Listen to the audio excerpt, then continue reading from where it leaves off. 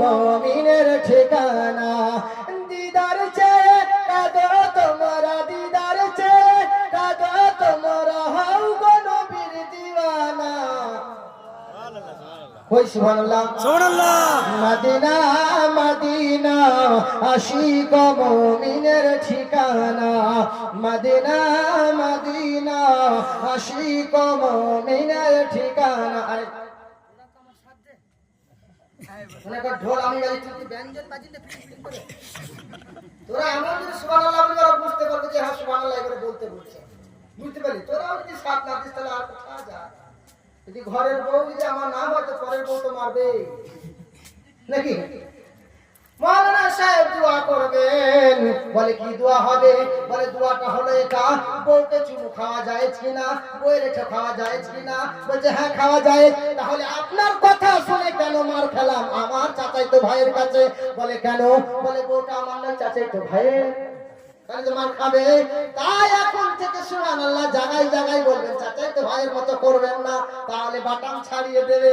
আমার নবীর জন্য বলছেন জালালউদ্দিন সিউতি, তাই তো বলছে জালালউদ্দিন সিউতি ৭৫ বার দেখলো নবীজি।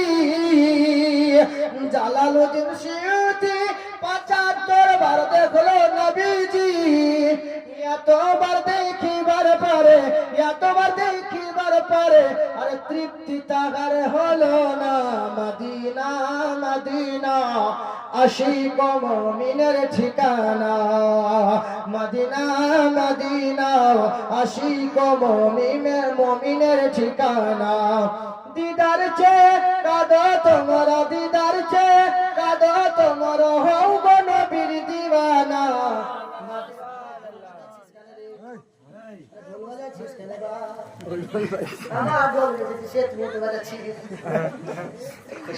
ভালো বুঝতে পারে এখনকার ছেলেরা কম্পিউটার, কিছু বুঝুক না বুঝুক। আবার আমার নিজের ভাগ্নেকে বলছি ছুটি করা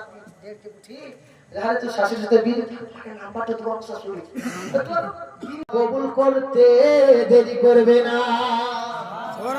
আল্লাহ তো বলছেন বান্দা একবার আমার কাছে চেয়ে দেখ, আমি তোকে ক্ষমা করে দেব।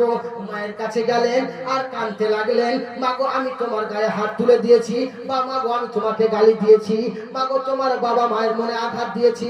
মা ঝরঝর করে কাঁদে আর তুমিও কেঁদে যাবে।